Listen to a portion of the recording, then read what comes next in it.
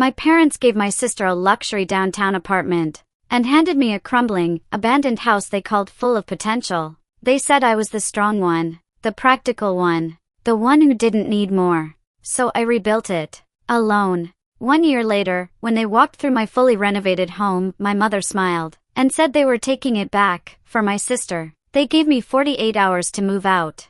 What they didn't know, they never checked who truly owned the land beneath that house. And by the time they realized their mistake, it was already too late.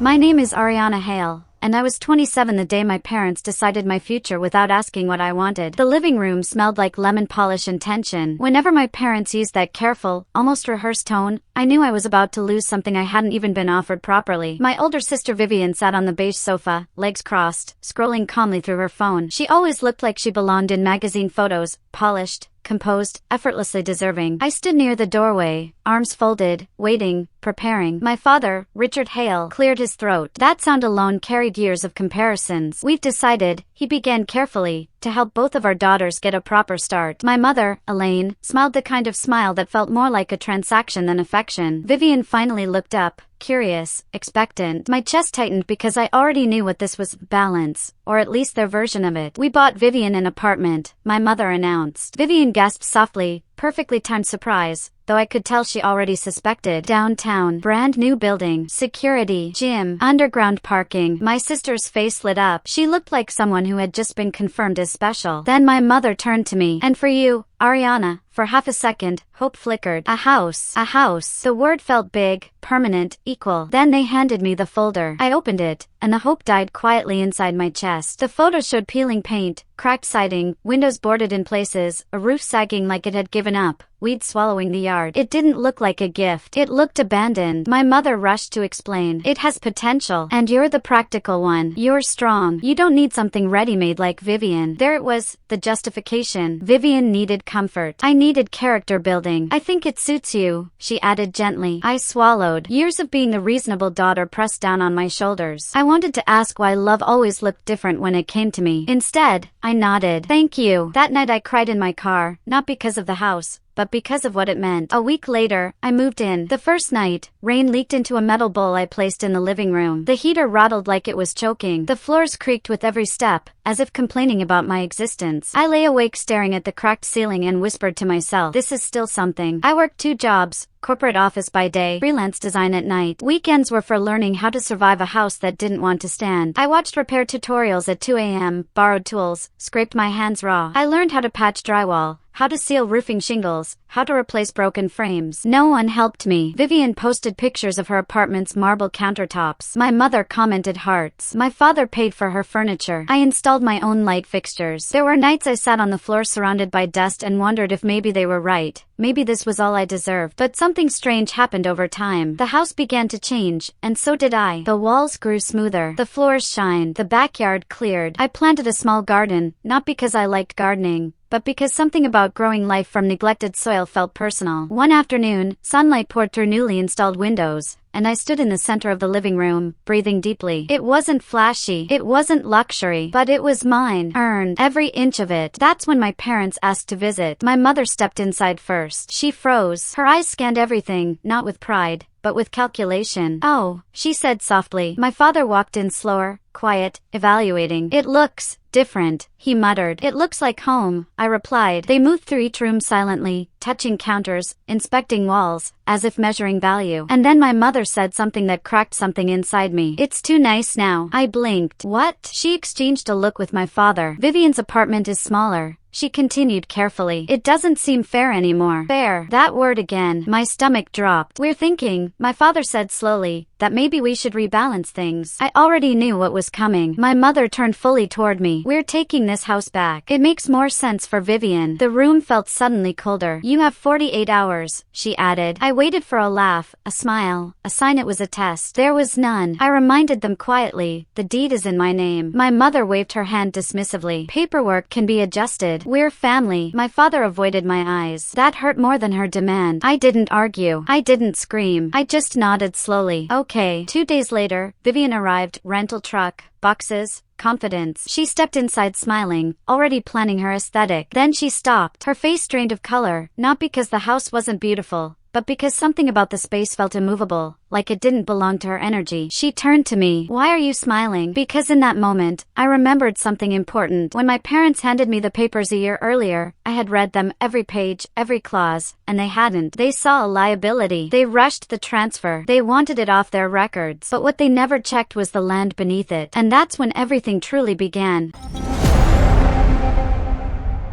The ground beneath their assumptions. Vivian was still standing in the center of the living room when the silence began to stretch. Her eyes moved slowly, across the refinished hardwood floors, the soft cream walls, the sunlight spilling through the tall windows I had installed myself. She wasn't seeing paint and wood. She was seeing effort. Effort she hadn't given. My mother mistook her silence for admiration. "Isn't it perfect for you?" she asked Vivian gently. Perfect. That word had always belonged to my sister. Vivian swallowed. "It's nice," she said, but there was uncertainty in her voice now. My father stepped forward, clearing his throat again, that same sound that had introduced this entire mess. "Ariana," he said, trying to sound firm, "let's not make this complicated." Complicated. As if I were the one doing that. I leaned against the kitchen counter, the one I had sanded and sealed at 2 in the morning months ago, and studied their faces carefully. They weren't cruel. That was the hardest part. They genuinely believed they were being reasonable. Family, in their minds, meant redistribution, not fairness. Never fairness. Vivian set one of her boxes down slowly. "What's going on?" she asked. My mother exhaled sharply. "Your sister understands. We're simply adjusting things. This house suits you better." And there it was again, the quiet rearranging of my life. Except this time, I didn't feel small. I felt calm, because while they were busy measuring square footage, I had been reading documents. The night I first moved into this house, I had sat on the dusty floor flipping through every page of the deed transfer. Something had caught my eye. A zoning classification, commercial residential overlap, grandfathered status from decades earlier. At first, I didn't understand what that meant, but I knew enough to know it mattered. So instead of complaining, instead of resenting, I researched. I booked a consultation with a local property attorney, not to fight my parents, not to scheme, just to understand what I own. And what I learned changed everything. The house, nearly worthless when they gave it to me. The land, invaluable. The property sat at the edge of a newly approved development corridor, one the city had quietly expanded months before the transfer. My parents never noticed. They just wanted the eyesore gone. But developers had noticed. 3 months ago, one of them had contacted me. Politely, curiously. They didn't care about the structure. They cared about the ground, the access, the zoning flexibility, the corner positioning. I hadn't told anyone, not because I was hiding, but because for the first time in my life, something belonged to me alone. Back in the present, I walked to the hallway and returned with a slim folder. I placed it gently on the kitchen island. "What's that?" my mother asked sharply. "Information," I replied. My father opened it first. He always had to be the one to read. His eyes scanned line after line, then slowed, then widened. My mother leaned over his shoulder. Vivian stepped closer. Silence thickened. "What is this?" my father asked, voice tight. "It's a conditional agreement," I said evenly, "with a development firm." Vivian frowned. "You're selling?" "Yes." My mother's face strained. "You can't." "I can." My father flipped pages faster now. "The land value." "Yes," I said softly. "The land value." The number was printed clearly, not exaggerated, not emotional, just factual. My mother grabbed the papers. Her lips trembled as she reached the final page. "That's more than Vivian's apartment?" I finished gently. She didn't answer, because she didn't need to. Vivian stepped back like the room had tilted. "That's not fair," she whispered. The irony almost made me laugh. Not cruelly, just tiredly. Fair. That word had shaped my entire childhood. Fair was Vivian getting piano lessons because she showed talent. Fair was me quitting dance because it was too expensive. Fair was her downtown apartment and my collapsing roof. Now fairness suddenly mattered. My mother's voice cracked. "We gave you that house." "Yes. You wouldn't have anything without us." "That's true." I held her gaze. "But you also gave me the deed." My father closed the folder slowly. "You planned this?" "No," I shook my head. "I prepared." There's a difference. For a moment, something shifted in his eyes. Not anger. Recognition. He had underestimated me. They all had. And for the first time, I wasn't trying to prove my worth. I was simply stating it. Vivian sat down slowly on one of the kitchen stools. "So you're just leaving?" she asked. It wasn't accusation. It was confusion. I softened slightly. "I rebuilt this place because I needed to know I could. Not to keep it forever." The truth surprised even me. Somewhere along the way, this house had stopped being about shelter. It had become about healing. Every nail I hammered, every wall I patched, every dollar I saved. It stitched something inside me that had always felt second best. Selling it wasn't betrayal. It was graduation. My mother straightened suddenly. "We can work something out," she said quickly. "We'll match the offer." My father looked at her sharply. She ignored him. "You can have the apartment. We'll give Vivian something else." The desperation in her voice wasn't about me. It was about control. I felt something strange then. Not triumph, not revenge. Distance. "I don't want the apartment," I said quietly. "Then what do you want?" she demanded. For a second, I almost said it. "I want you to choose me." But that wasn't true anymore. "I want peace," I answered instead. The room fell silent again. Vivian looked smaller now. Not glamorous. Not favored. Just human. "Why didn't you tell us?" she asked. "Because every time I did," I replied gently, "it didn't matter." That landed harder than anger ever could. My father finally spoke again. "When does the sale finalize?" "In 12 days. And if we contest it, you won't win." He studied me for a long moment, then nodded slightly. Not approval, acceptance. That night, after they left, I walked through each room slowly. The walls held echoes of my exhaustion, my growth, my stubborn refusal to collapse. For a year, this house had watched me cry, laugh alone, doubt myself, rise anyway. I pressed my palm against the living room wall. "You were never punishment," I whispered. "You were preparation." Outside, a car engine started. Boxes were being reloaded into the truck. Vivian wasn't moving in. My parents weren't taking anything back. And for the first time, no one was deciding my future but me. But the hardest part wasn't legal. It wasn't financial. It was emotional. Because when your entire life has been built around trying to earn equal love, walking away feels like stepping off a cliff, even if you know you can fly.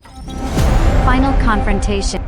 The 12 days passed quietly, too quietly. My parents didn't call. Vivian didn't text. No dramatic scenes, no legal threats, just silence. And in that silence, something unexpected happened. I began to feel lighter, not because I was winning, but because I was no longer waiting to be chosen. On the morning of the final walkthrough, I woke before sunrise. The house was still. Soft golden light filtered through the windows I had installed with blistered hands. Dust particles floated lazily in the air. For a moment, it felt like time had slowed down just for me. I walked barefoot through every room. The living room where rain once dripped into a metal bowl. The kitchen where I had cried over unpaid invoices and stubborn cabinet hinges. The tiny sunroom I built from what used to be a collapsing porch. I remembered the first night I slept here. Scared, exhausted, stubbornly hopeful. I remembered the days I almost gave up, and the days I didn't. This house had witnessed the version of me no one else saw. Not the practical one, not the strong one, just the tired girl trying to prove she was enough. At noon, the development team arrived. Professional, polite, efficient. They walked the perimeter, took notes, nodded approvingly at the structural improvements. One of them shook my hand. "You did impressive work," he said, and something inside me healed quietly, because that sentence had never come from home. I signed the final papers at the kitchen counter, the same counter where my mother had once declared they were taking everything back. The pen felt heavier than expected, not because of doubt, but because of memory. When the last signature was complete, the lead developer smiled. "Congratulations," the word echoed. Congratulations. Not compensation, not redistribution, not fairness. Achievement. Earned. The funds would transfer within 48 hours. Just like that. A chapter closed. That evening, my parents showed up, unannounced. Again, I wasn't surprised. Some part of me had expected this. My mother looked tired. My father looked older. Vivian stood behind them, quieter than I had ever seen her. I opened the door fully. No hostility, no fear, just calm. "We heard it finalized," my father said. "It did." My mother's eyes drifted around the house. "Maybe for the last time. You're really leaving," she murmured. "Yes." A long silence followed. Not tense, just heavy. Vivian stepped forward slightly. "I didn't know," she said softly. "About the land, about the value. I didn't know." I studied her face. For the first time, I didn't see favoritism. I saw someone who had simply accepted the narrative she'd been handed. "You weren't supposed to know," I replied gently. "That's the point." My mother's composure cracked then. "We were trying to do what was best," she whispered. I believed her. That was the tragedy. They had loved me, just unevenly, just carelessly, just in ways that left dents. "I know," I said, "and I'm not angry." That surprised all of us, because I wasn't. Anger had fueled the rebuilding, but it hadn't followed me to the finish line. My father looked at me carefully. "What are you going to do now?" The question felt different this time. Not dismissive, not predictive, curious. "I bought something," I answered. Their expressions shifted. "What?" my mother asked. A small place near the coast. Vivian blinked. A beach house? I smiled faintly. Yes, but not a mansion. Not flashy. Then why there? My father asked. I paused. Because this mattered. Because it's mine, I said. And because I chose it. Not as a reaction. Not as proof. Just as preference. The wind outside picked up slightly. The old trees rustled. For a moment, it felt like the house itself was listening. My mother stepped closer. I never meant to make you feel like less, she said. There it was. The sentence I had unknowingly waited my whole life to hear. Not a justification. Not a comparison. An acknowledgement. I felt tears gather, but not from pain. From release. I know, I whispered. But you did. She nodded slowly. And this time, she didn't defend herself. That was enough. Vivian looked around once more. You turned this into something beautiful, she said. I exhaled softly. So did you, I replied. She frowned. What? You made me independent. It wasn't sarcasm. It was truth. Being underestimated had forced me to know my own strength. Being given less had forced me to discover how much I could build. They didn't stay long. There were no hugs dramatic enough for a movie. No grand reconciliation speeches. Just something quieter. More real. As they walked back toward their car, my father turned once more. You didn't need us to succeed, he said. I smiled gently. No, I replied, but I did need the chance. And they had given me that, even if unintentionally. The next morning, I handed over the keys. I didn't look back immediately. When I finally did, the house stood strong, solid, unashamed, no longer abandoned, no longer symbolic of rejection. It had done its job. It had turned doubt into foundation. 3 months later, I stood on the porch of my new home near the ocean. Waves rolled in steady rhythm. Salt air brushed against my skin. The house wasn't enormous, but it was peaceful. Sunlight danced across white walls. And for the first time in my life, nothing about my surroundings felt like comparison. I furnished it slowly, deliberately. No one else's taste, no one else's approval, just mine. One evening, my phone buzzed. A message from Vivian. Dinner next week? Just us? I stared at it for a long moment, then typed back, yes, because growth doesn't always mean distance. Sometimes it means balance. Months later, I heard my parents had sold the apartment. Financial adjustments, life recalibrating. I didn't feel satisfaction. I didn't feel regret. I just felt separate, stable, whole. If you ask me now what they really gave me that day in the living room, I won't say a house. I won't say land. I won't even say opportunity. They gave me something far more powerful. They gave me the experience of being underestimated, and that became my advantage. Because when no one expects you to rise, you learn how to build quietly, strategically, patiently, and when the moment comes, you don't need revenge. You just need ownership. Sometimes the thing they hand you as a burden is actually a doorway. Sometimes the ground they think is worthless is the strongest foundation you'll ever stand on. And sometimes, the child they thought needed less becomes the one who needs nothing at all.